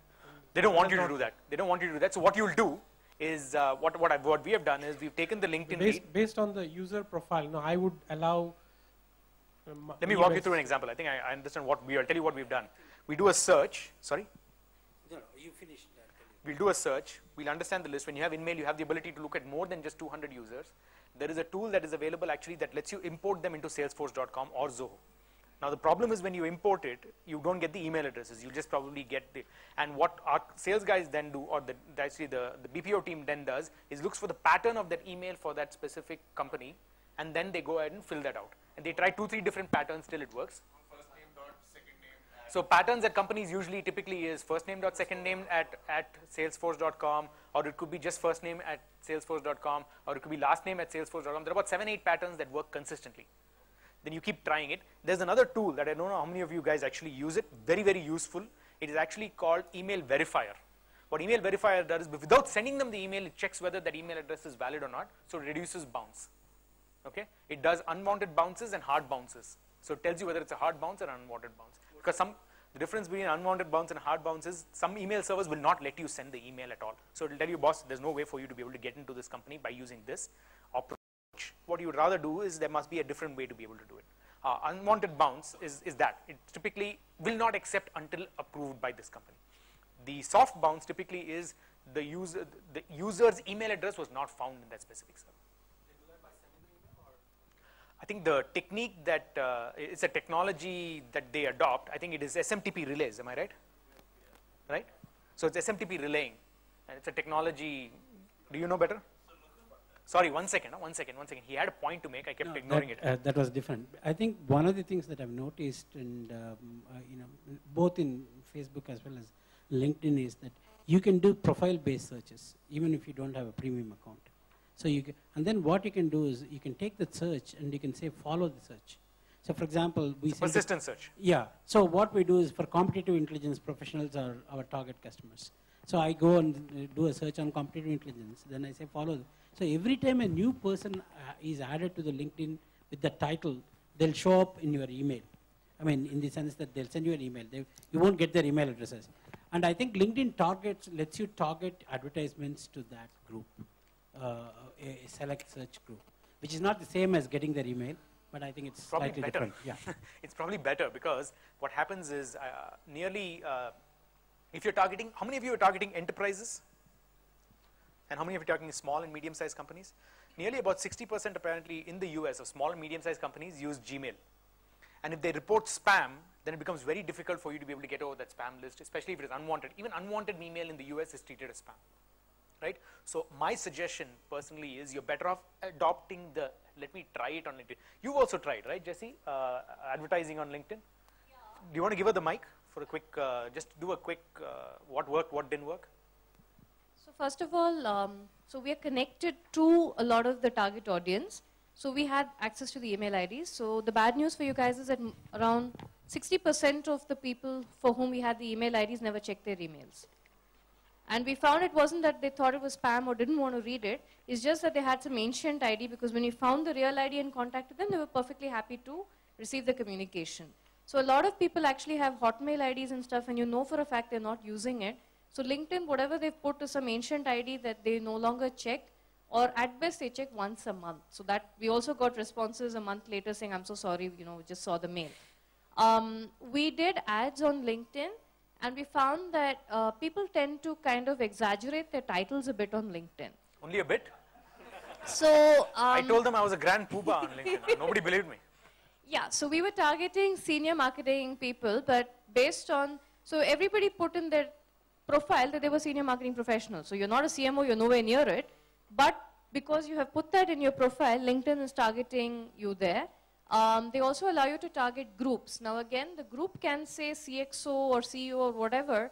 Again, you will find people with 1 year work sitting in that same thing, because LinkedIn now offers open groups, which mean that there is no approval whatsoever. You can become a member of the group whenever you feel like it. So our experience with LinkedIn, conversion to accepting the invitation was pretty high. Click-throughs on the ads were very high. But in terms of getting the profile that we thought we were targeting, it was not terribly good. Okay. Sorry, go ahead. He has a joke as a follow-up. I was a member of Jesse's CMO group when I wasn't in marketing. You still aren't. I'm kidding. Sorry, somebody else had a question. Yes, go ahead. She mentioned about ads and groups, but our experience with the email was also not that great. I was talking about email. So any insights from other users who've used InMail? Anybody? I mean, I've used InMail, very effective. Is that very, very, very effective. Okay. But I think the way to look at InMail and all of these systems is as if you assume the person already knows you, right, and then talk to them as if they're a friend, as opposed to, hey, I want to, and you know what most people tend to do? An inside salesperson, the first thing they try to do before they build a relationship is say, hey, I've got this product, will you buy it from me? Send me a check. That's the most stupid thing to do, right? Everybody usually says, hi, how are you? Good. Can I get $5? Why would he give you $5? He wouldn't do anything, right? What you have to do is to be able to figure out a way to be able to build the relationship right away. Unfortunately or fortunately, the mechanism that people use to build relationships online is not the same mechanism that people use in face-to-face, and I don't understand why they would do that. I also thought that the rate of login in LinkedIn is perhaps not so much as they would log into their corporate Gmail or like she mentioned, she's got a point. Like she mentioned, once a month, most people sell anything. Yeah. In some of the cases, we're just trying to give them an award. So there was nothing for them to say. They should have. Yes. They should have responded faster. Right. So when we contacted them through other means, it was like, yeah, sure, give me the award. But we don't check our LinkedIn ID. That's why we didn't respond to you, was the answer. And in terms of response rates, I think possibly the CXOs check in much less often than the others. Yeah. And that's also one of the reasons why our response wasn't as good as perhaps Mukund's.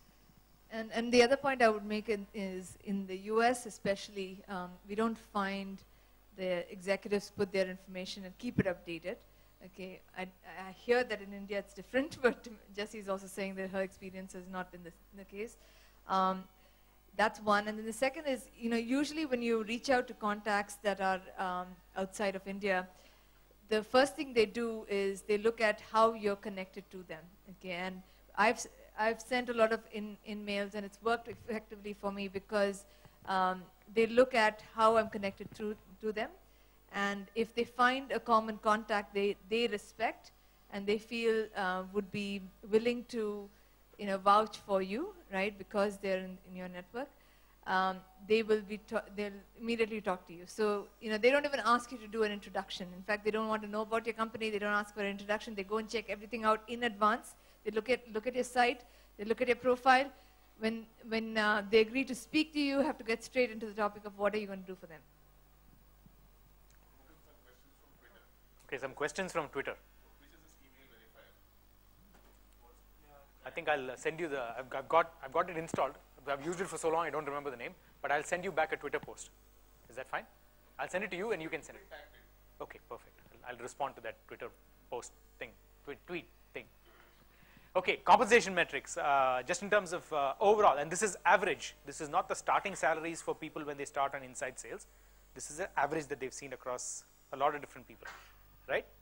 So starting at about base salary of 2.1, OTE, which is on target earnings, which means that their quota at that point of time is usually about, if you're getting 4 lakhs in total compensation, typically outside salespeople expect in India anywhere between 8.5% to about 12% OTE of their quota or their target.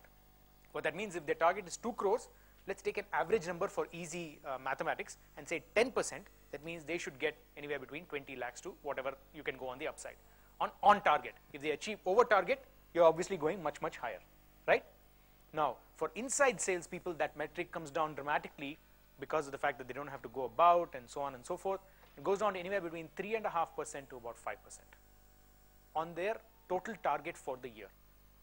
Okay, that's what I've seen. I've seen across the board anywhere between 3.5% to about 5% of the total compensation of their target, which is split into a 60-40 split, 60 being base and 40 being compensation and commission. This is, well, for people that do, no, this is only for lead generation. For people that do selling, inside selling, it goes up. It goes between 5 and 7%, and it's a 40-60 split as opposed to 60-40 split. They will be more on the commission side, less on the base side, because you want to motivate them to sell more, not just generate leads. Fair enough? On target earnings, OT is about 4 lakhs, roughly about 4 lakhs. The M, Q, and A, just to be able to give you a little bit of a better sense, I should have made it a little bit more easy. Monthly, quarterly, and annual. Okay, so a lot of people actually do monthly quotas. Some people do quarterly quotas, and some even fewer people do annual quotas for their lead generation and also their sales reps. Typically, what we have seen in our organization, we do 15-day quotas. So we've gotten a little bit more compressed. SaaS companies only, if I take out all of the other IT services companies, I only look at SaaS companies, they have almost 50% of them who do 15-day quotas every 2 weeks. Some people even do weekly quotas. But that is monthly, quarterly, and annual. The split of how many people compensate their people, how many people put their targets and say you have a 1 crore target for an annual thing, or is it 10 lakh target every month, or is it a 30 lakh target every quarter? Can you speak up, Chandra? Sorry. Is this related to the sales cycle? It definitely would be, but this is the data. I didn't get a chance to correlate the two and find out how many of them put monthly versus. But also the other thing is also a question of pipeline visibility. How much visibility do you have into your pipeline? If you have better visibility into your pipeline, then you tend to be able to give them a little bit more slack and say quarterly chalega. If the visibility is much less, because there's another part of it is competition. Almost invariably, I found people that are in very competitive segments shorten the amount of time much less because there's a lot of churn. The reason why competition affects your monthly, quarterly, and annual targets is primarily because people will leave to another company which is in your same segment, which probably is selling a lot more, where they can probably make a lot more money. So people leave from your company, go to another company which is a competitor. So that's why they want to track on a quarterly kind of a basis, so that you don't get too much effort put into the person before they make a return for you. Okay, just to add just to add to that MQA, as to how you decide whether it's a monthly, quarterly, and annual. Somebody said sales cycle. Vinod, this is Vinod, sorry. Yeah, so you basically, sales cycle is the right word. So you basically figure out whether, how long your lead generation team typically has to follow up with the customer. So your lead generation, first of all, they'll just generate the lead. but then again, there is a email has to go, and then, you know. It's a process. Your sales cycle that particular process. So if you think that particular process typically takes a week, week and a half, and then you'll be able to close a sale in the next 2 or 3 weeks, then it will become a monthly kind of a thing. Otherwise, even in SaaS, typical to what you were talking about, we are looking at quarterly because you'll have such a huge volume of leads that are generated. They'll have to be followed up as well.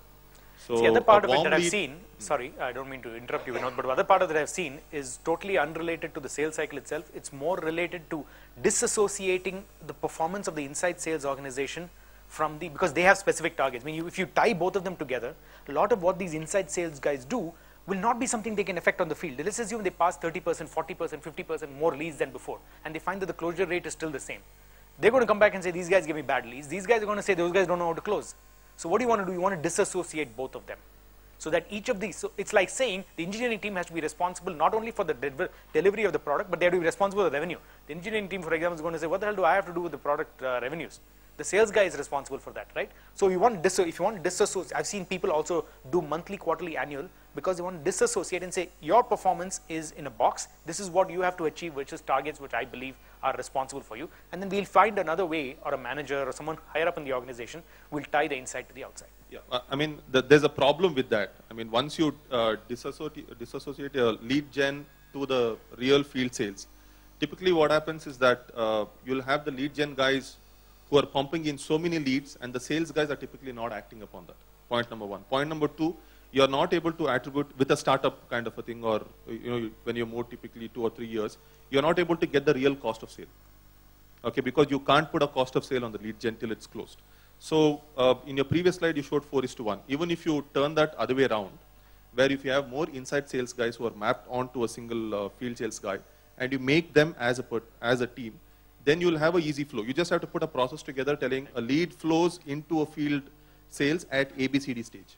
I think it works for different companies, I think, right? But then again, it will be very easy to get the overall cost of sale for that particular sale or for that particular team can be easily calculated. That also, I think you'll do it also based on the ticket size of the product that you're trying to sell. True. Right? Typically, if it is a higher ticket sale, then you want more people on the field because you know that inside sales people are not going to be able to sell a 2 lakh order if you don't have a customer for a long period of time from the inside. Right? They'll need the touch, the feel, the talk, and everything else. Okay, keeping on going.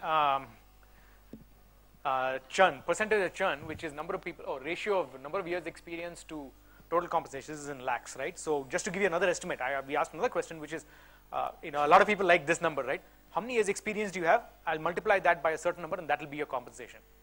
And it's a useless metric for all practical purposes, but you know what? A lot of people love that metric. To give you a context, usually, how many of you guys also have engineering and consulting kind of organizations under your responsibility besides sales? 1 or 2.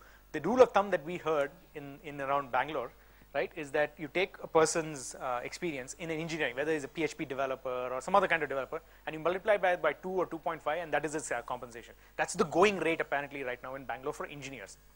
Okay? And this is the equivalent number of that for inside sales guys. I'm sure people exaggerate their experience on LinkedIn. I think it's not just LinkedIn. So for example, if you're hiring a sales rep, it's very easy to look at the resume and say how many years experience you actually had. So this is not that perspective. This is more you're trying to hire somebody who's going to work in your organization, and you want a rough estimate of how much should I pay this person.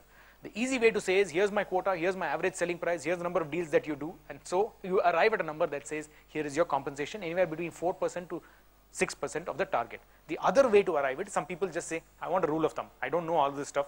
I'm just going to start getting a person who can start generating some leads. How much should I pay them? Take the number of experience, and they've said, here is a metric. 4 to 6% is OTE, on target earnings, which is total compensation, which includes fixed and variable.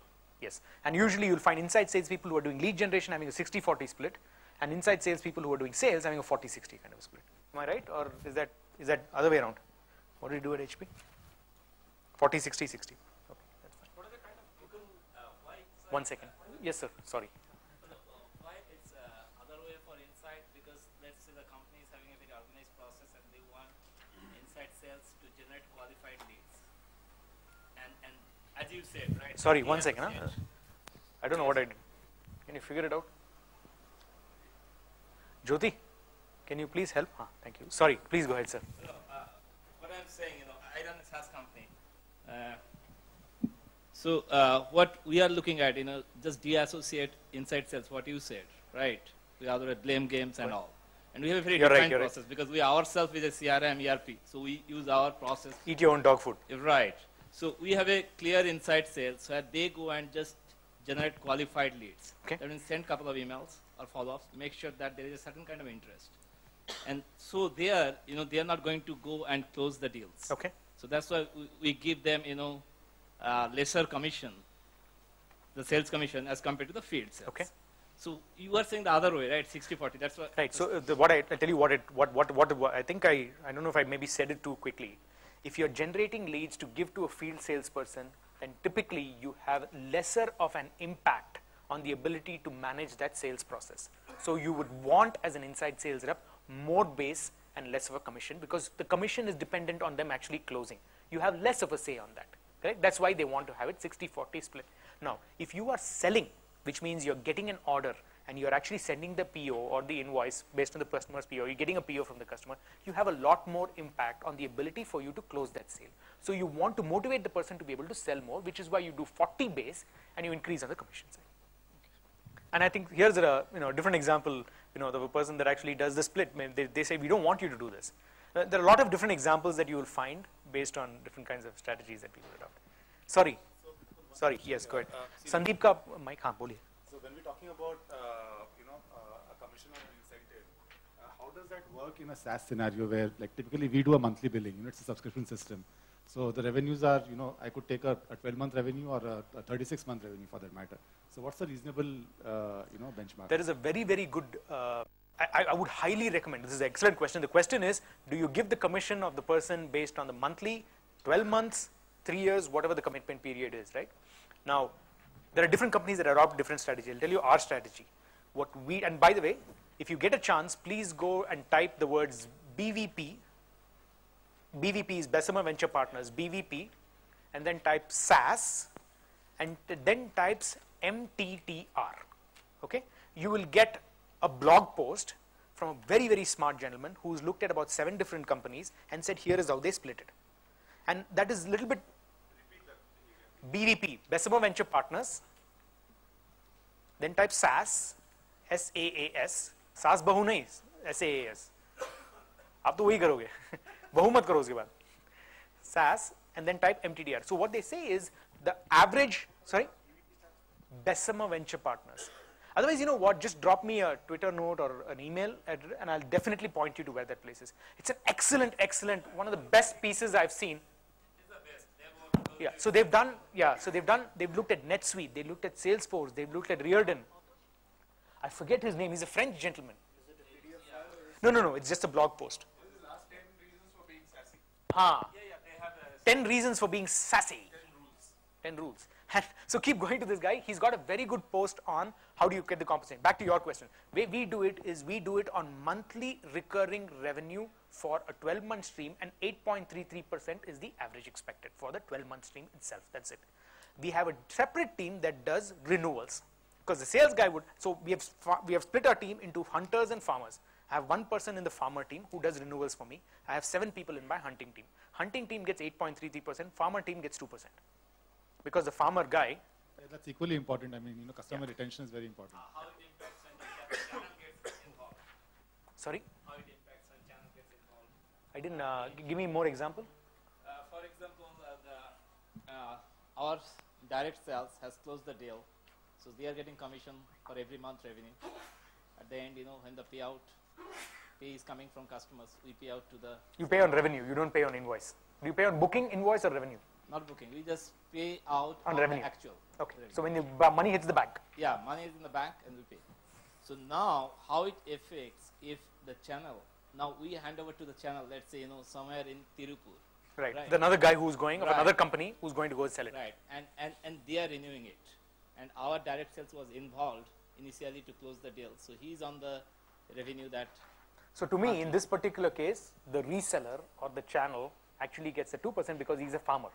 So the hunter always gets much, much more, because it's a lot tougher for my hunters to be able to open a new account than it is to upgrade an existing account, given the fact that my service is fairly good.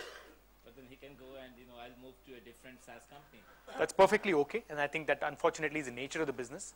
But what we also do to a large extent is figure out that most of these companies will typically say, hey, I can go in and I can get somebody else to be able to do this. What we also have is when they sign up for specific quotas, we make the incentive payout based on the fact that if they move across to another vendor, if you will, whether they do it on their own side or the vendor comes in and say that, we also have clawbacks. So every one of, how many of you guys actually have 2-tier and 3-tier channels? 1, 2. Okay, so this is probably not relevant for most of you guys, but we almost always will have a clawback, which means that a certain percentage will be clawed back from you based on the compensation on a 12-month variable. So how do you structure your commission when your direct salesperson is working with the channel salesperson to close it? Treat one of those people as an inside salesperson, treat the other person as an external salesperson, field salesperson. Okay? The other thing is that if you're doing an upsell in the subsequent year, then you would compensate your direct salesperson on that. Just like as if it is a new sale. If the renewal is exactly the same amount as the previous year, then it goes into that 2% bracket. Okay, so now we're going to, how are we doing on time, Jyoti? How much time do we have left? 5 minutes. Okay, there are two more important slides, 4 and 5. Management. I'll give you, how many of you guys are interested in management versus interested in quota target contribution? Management? How do you get people who are managing these teams? Okay, so I'll quickly cover this because there's not a lot of people. How many of you rather talk about quota and so almost everybody would. So we'll do it quickly. So give you a sense and why is this context important? The ratio of number of people reporting to one single manager. That is the first number. In the field sales side, we found it to be 8 or 9 to 1. Inside sales is a little lesser. Now, technically speaking, that seems very counterintuitive, right? It was very counterintuitive to me. I thought there'll be 10 people that can manage a single person, but what I've heard and I've seen, and in my own particular case, it's not that way. But number of people reporting to a field salesperson is almost always lesser than the number of people in my case, but the average seems to be much higher in this particular case. Management-based salary typically tends to be in the, as I say, 4.8. On-target earnings is 8.1. The average experience, number of years is about 5 years. So if you take both of those, again, total on-target is about 8.1. You're getting, you multiply 1.4 by 5, you're kind of getting to the same kind of number in some cases. Tenure at a single role of a manager, not as a rep, as a manager, is about 2.5 years before they go look outside and try and get a sense for a better role. I didn't ask. So the question was, is there a reason for why is it 1 to 6, 1 to 8? I can tell you, anybody else, what do you guys do? We are trying to go to that level, but yeah. Capillary? Yeah. Unko mic de dena. So it again depends on this word called process, right? If there is going to be some amount of sale, okay, and the maturity levels of the inside sales is far lesser. So the manager has to go through each and every process line, okay? So typically the so-called management typically is to sit right next to the rep and even they're sitting on the calls. Yeah, and you'll have to make sure that if you're calling into the US especially, then there is the cultural aspect that comes in and even the kind of training, people, all of that. So that's the reason it is like this. And when we are talking about a field sales force, you typically hire a little bit more matured people and you don't have to follow up on what is the kind of pipeline that they build, blah, blah, blah. I think that's my sense, coming back to your question, right? My sense is that's probably the reason why it's the maturity. When you hire a field sales rep, you want to hire some of the experience. When you hire an inside sales rep, invariably you're pulling somebody out of college because once the guy is a little bit experienced, he's already bored of this job. He doesn't want to do, getting rejections 20 times a day. Right? So he's like, I don't want to do this. You go get a new guy from college, he doesn't know, uncle from aunt, and he'll keep calling till the cows come home.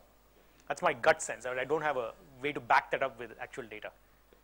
Another quick question on this one. I mean, once you have an inside sales team, they'll burn out in like 8 months, 1 year and all of that. Do you have any data as to how you can progress them onto the field? I mean, how comfortable is that, or do you have any We data? didn't ask that, but maybe that is a good way to get the next set of information. What's the success once these guys... So what is the career path for them because they get burnt out in 6, 8, 12, whatever months? No, career or path progression. Career path is great, but how ready are they for the field? I mean, they'll just... We have a lot of faith in them because they know the product. But then again, on the field, there are many other factors. Do you have any data, or anyone else can throw? Anybody else have any data? How do you take? How quickly do you? Sorry, Jesse does. So one caveat is that if your sales force is in the US, then progression of these guys there is very difficult, both from a visa point of view as well as the skills required are totally different. Second, in the cases it's happened, I'd say it's around 50-50.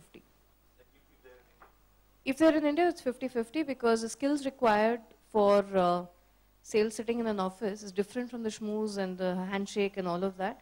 Roughly 50% have that, roughly 50% don't. Some people make it, some people don't. Third is inside sales has a lot of women and they're very successful. They don't want to go on the field. Oh, really? In India, they don't want to go on the field. I'm talking about the inside sales. There's a lot of women. I didn't do the breakdown by gender, so I don't know. The teams we've seen, the managers, the leaders are usually men, and the proportion is anything between 40 to 50% of women. And in India, and it's all in IT services only, right? Yeah, IT services. The outbound sales, I mean, women seem to like it, and also the burnout is less because this is a nice job. It's clean job. The salary is sufficient. You don't need high qualifications. So it is kind of like a BPO job, but slightly more lucrative, etc. It seems very popular. And I think the other point of it, coming back to your point, right, Jesse, is what I've seen is that's probably one of the reasons why a lot of people are moving from non-voice outbound lead generation, lead sales to more email-driven, Twitter-driven, LinkedIn-driven types of thing. Okay, we are coming up on time, so I'm just going to go through one last bit and I'm going to wrap up. Hopefully that, yes, go ahead. Are there profiles of people who don't want to? Who don't burn out? Nahi yaar. Nahi. Nahi. Nahi. Inside sales mein nahi. I'm telling you with confidence, no. There's probably a very small percentage of people who won't burn out. But on the flip side, if you go to the US, places where there is no other job, there have been people who've been doing it for 10, 15 years. Here, the opportunities for most of these people are a lot more.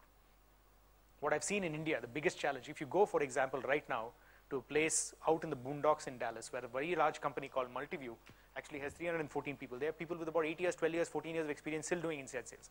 But I won't get anybody with 8, 10, 12 years experience. There's actually a job, 14 job openings in Oracle, SAP, and the guys keep calling me and saying, do you know anybody, can you refer me somebody to this job? And they're very good paying jobs for managers and also inside sales people. Nobody. They've not been able to try fill this position for nearly 6 or 8 months. Not able to get somebody. Filling those positions is extremely difficult. Pallav Nadhani, who runs Fusion Charts, has been looking for an inside sales director for a year and a half.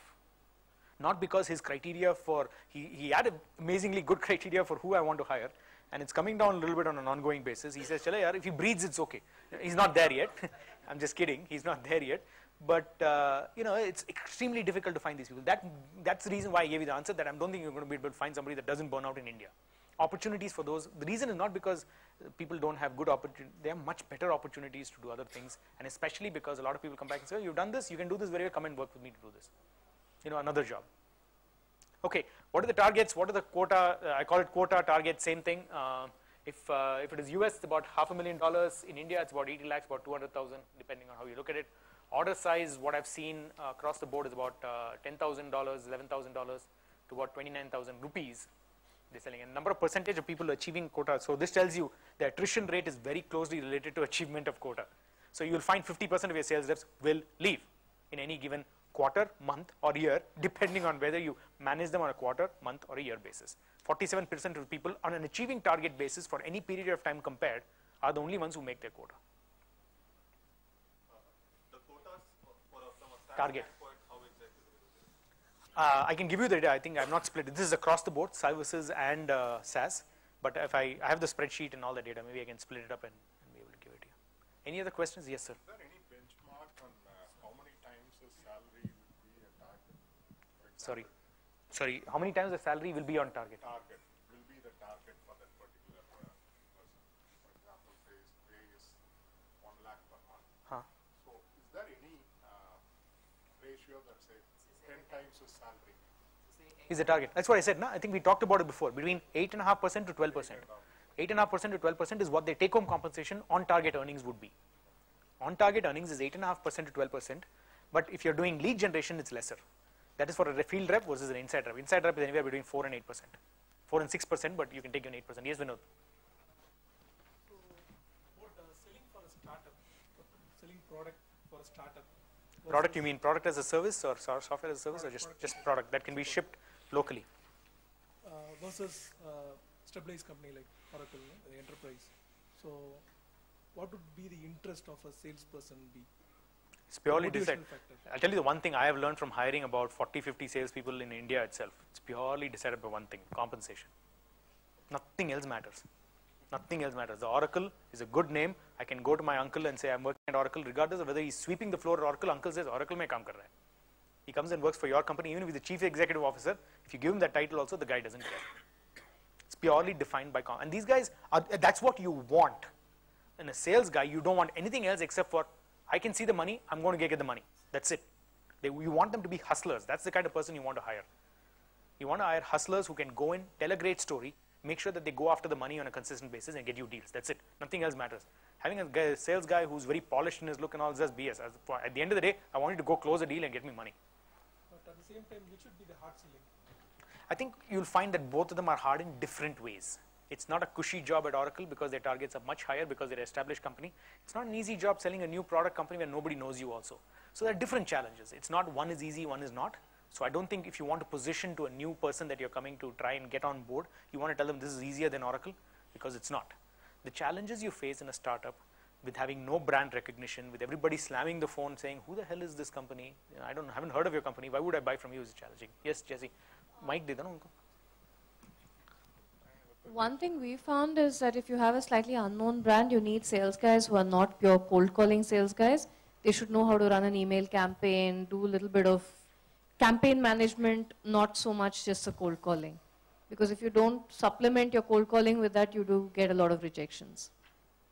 Vikram? No, sorry. Yeah, go ahead. Okay, this is slightly distant from what's being discussed right now. I just wanted to know this. India has won the game. Is that what your question was? No. Cricket ka score?